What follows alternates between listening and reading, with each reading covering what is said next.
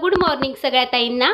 चला आज आमच्या इकडे सिन्नरच्या भैरवनाथाची यात्रा सकाळ तर खूप छान झाली। सूर्यनारायणाचंही दर्शन घेतलं आणि आजचा दिवस खूप छान आहे। तर आमच्याकडे यात्रा असली की असं खूप असं गजबजलं असतं सिन्नर। तर बऱ्याच ताई येतात दर्शनाला यावेळेस, कारण म्हणजे लांब लांब मुंबई पुण्याच्या काही सिन्नरकर असतात, पण ते मुंबईला जातात राहण्यासाठी, असं लांब लांब ते येतात या यात्रेसाठी। सगळे काही मुलीही माहेरी येतात यात्रेसाठी। चला तर सकाळचे आता 6:30 वाजलेले होते आणि 6 वाजता आहे ना भैरवनाथाचा रथ मंदिरातून पूर्ण सिन्नर शहरामध्ये म्हणजे रथ निघतो। तर आम्ही थोडंसं लेट झालं होतो, पण आई मामान ते सकाळी 6 वाजताच गेलेले होते, कारण मला बाकीचं सईचं वगैरे आवरायचं होतं ना। मग आम्ही 6:30ला आलो। तर आईन ते होते तेव्हा रथ मंदिरात होतं, त्यांचंही छान दर्शन झालं। ते घरी आल्यानंतर मग आम्ही आलो आणि आम्ही आलो तर रथ थोडासा पुढे आलेला होता, पण एकदम निवांत दर्शन झालं। मंदिरात पण संध्याकाळी दर्शन होतच नाही, कारण खूप रात्री गर्दी असते। तुम्ही मागचेही व्हिडिओ बघा, रथ जेव्हा मंदिरात येतो रात्री तेव्हा ते दृश्य खूप बघण्यासारखं असतं। पण ह्या वेळेस मला जाता येणार नाही, कारण खूप गर्दी असते, लोटालोट होते। म्हटले आपण सकाळी जाऊन येऊ मस्त दर्शनाला, आणि दर्शन पण खूप छान झालं। चला तुम्हाला ह्या आजच्या व्हिडिओमध्ये आमच्या सिन्नरच्या भैरवनाथाचंही दर्शन घडलं। तर बऱ्याच ताई येतात आणि बऱ्याच ताईंचे फोन पण आले की तुमच्या इथे जत्रा खूप छान असते। आजचा दिवस आमच्यासाठी खूप छान आहे। तर सिन्नरचे ग्रामदैवत भैरवनाथ महाराजांची यात्रा, आणि हे कावडधारक असतात ना, ते पण त्या रथाच्या मागे पूर्ण सिन्नर शहरामध्ये पूर्ण निघतो रथ। मम्मीकडे पण मम्मीच्या इथे गल्ली आहे तर तिथे पण येतो। तर तिथे म्हणजे 2, 2:30, 3 वाजतात आणि रात्री 8, 8:30, 9 वाजतात भैरवनाथाच्या मंदिरात पुन्हा जायला। तर आजच्या दिवसाची सगळेच आतुरतेने वाट बघत असतात। तर आजचा व्हिडिओ सकाळचा तुमच्यासोबत आज शेअर केलेला आहे। तुमचंही छान मस्त बघा दर्शन झालं आणि मंदिर पण खूप छान सजवलं होतं। म्हणजे यात्रेच्या आधीच पासून 15 दिवस आधीपासूनच तयारीला लागतात। मंदिराला कलर काम वगैरे आणि छान मस्त सगळं काही सजवतात। आदल्याच दिवशी इथे फुलांची सजावट करतात आणि म्हणजे पहाटेच रथ बाहेर काढतात, कारण पूर्ण ठिकाणी दर्शन घेत ओवाळत सगळीकडे यावं लागतं। आणि ही मूर्त आहे मंदिरामध्ये। खूप छान सकाळचं दर्शन झालं, इतकं फ्रेश वाटत होतं ना। सकाळी आपण देवदर्शनाला गेलो ना, खूप फ्रेश वाटतं। 4:30, 6चा टाईम होता हा। तर मग आम्ही थोड्या वेळ तिथे थांबलो। त्यानंतर मिस्टरांच्या डब्याची भाजी वगैरे करून आलेली होती मी। त्यानंतर मग घरी गेल्यानंतर बाकीचं सगळं काय आवरलं, आणि यात्रेच्या अगोदर म्हणजे 2 दिवस आधी मी घरातलं आवरायला काढलं होतं, पण मी शूट काय घेतलं नव्हतं, कारण कामामध्ये पाण्याच्या ठिकाणी मग मी शूट घेतलं नाही। स्वतःला जपलं असं। चला तर रॅकचे भांडं वगैरे सगळे काही घसून घेतले। आता अक्षय तृतीया ही जवळच आलेली आहे, म्हणजे अजून आहे दिवस 15 दिवस, पण मग सगळं काय आवरून घेतलं यात्रेच्या अगोदर। मग किराणा वगैरेही मस्त भरून ठेवला, मस्त रॅक चमचम करते। तर चला घरातलं सगळं काय आवरून घेतलं, सगळं किचन वगैरेही क्लीन झालेलं आहे। सगळं काही किचन वगैरे क्लिनिंग केली आहे, आता फक्त बेडरूम आवरायची बाकी आहे। तर आमची सगळी काही क्लिनिंग झालेली होती। सासूबाई आणि माझी काकी होती माझ्या मदतीला, मी काही जास्त दगदग नाही केली, म्हणजे उभं राहून फक्त भांडे वगैरे घासले। सगळं किचन आमचा आवरला होता। त्यानंतर देवपूजाही झाली, आई देवपूजा करतात। त्यानंतर मी फुलांनी छान मस्त देवघर सजवलं, आपल्या गणपती बाप्पांचं छान मस्त दर्शन घेतलं, हार घातला। खूप फ्रेश वाटत होतं सकाळी असं देवपूजा वगैरे छान मस्त। बाहेरचं थोडं बाहेर फिरायला गेलं की छान वाटतं। देवाचं दर्शन झाल्यानंतर असं फ्रेश दिवस वाटत होता आजचं। चला तर हे बघा देवघरी खूप छान सजलं होतं ना, खूप भारी वाटत होतं। बाहेरही उंबरठ्यामध्ये मस्त रांगोळी काढलेली आहे आणि पाण्याने भरलेलं ठेवलेलं होतं मी इथे, आणि रांगोळी वगैरे काढल्यानंतर एक वेगळीच शोभा येते दाराला। त्याला बरं हॉल वगैरे क्लिनिंग झालं होतं पूर्ण। माझं सासरचं घर हे बघा पूर्ण आवरून आली होती मी। त्यानंतर मस्त हा व्हिडिओ आहे संध्याकाळचा आदल्या दिवशीचा।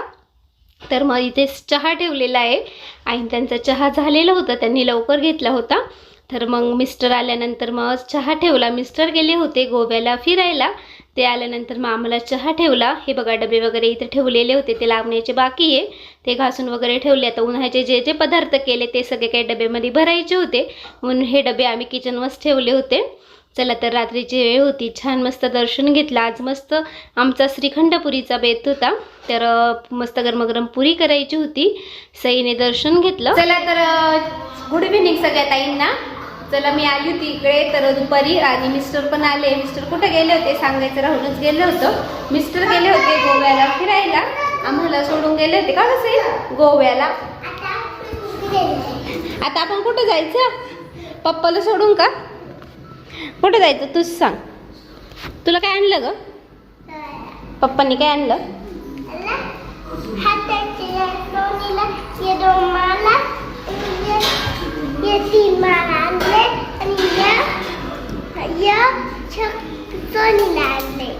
सोनीला आणलंय हे.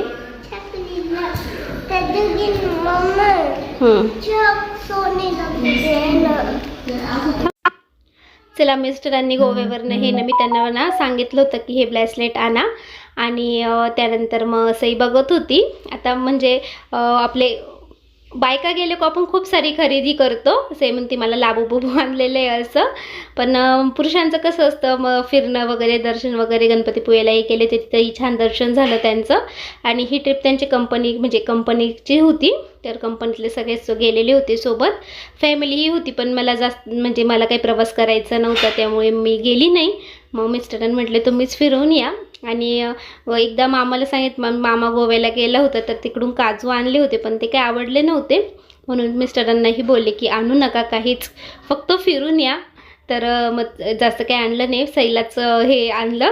सई कशी लहान मुलांचं कसं असतं की कुठे कोणी गेलं बाहेर की काहीतरी आणायचं असं लहान मुलांचं असतं त्यामुळे ती बघत तिच्यासाठी घेऊन आले. मग अंशू माझ्या बहिणी त्यांच्यासाठी पण हे ब्रेसलेट घेऊन आले. असं कसं हे शंकर शिंपलेंचे भेटतात आणि माझ्यासाठी इयरिंग्स घेऊन आले होते. तर छान आहे आणि म्हणजे त्यांच्या आवडीचे आहे सगळं काही चॉईस. त्यानंतर मग आता स्वयंपाकाला लागली होती मी. आज मी मागवलं आहे आगारोचं बॉडी मसाजर. तर हे मसाजर प्रोडक्टमुळे आपल्याला बॉडीमध्ये काही पेन असेल कुठे काही बॉडीमध्ये इश्यू असेल तर ते दूर होतात आणि आपली बॉडी खूप रिलॅक्स फील करते. तर याच्यासोबत मला भेटलेलं आहे तर हँडल ऑफ मसाजर आणि त्याचसोबत मसाजर हेड्सही भेटतात. आणि हे प्रोडक्ट एकदम लाईटवेट आहे, यूज करायला ते एकदम सोपं. हे बघा ऑन ऑफचंही बटन फक्त आपल्याला बटन रोटेट करायचं आहे ऑफपासून ऑनपर्यंत.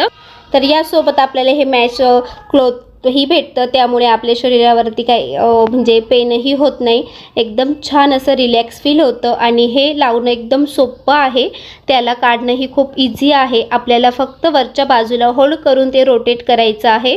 त्याने आपण म्हणजे वेगवेगळे आपण हेड्स लावू शकतो आणि याच्याने मसाज केल्यामुळे मला तर खूप रिलॅक्स फील झालं. तर हे प्रोडक्ट खूप छान आहे, एकदम रिलॅक्स वाटतं.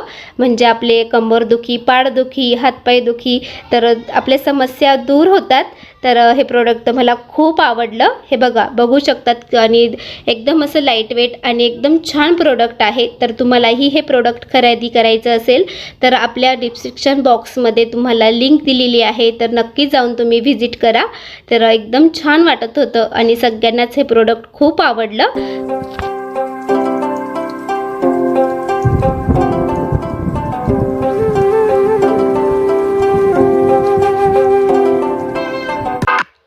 चला तर मस्त आपली नवी कुरडई तळायची होती. मिस्टर आले होते आज. त्यांना म्हटले चला कुरडई केल्यापासून तुम्ही काही खाल्ली नाही, खाऊन बघा.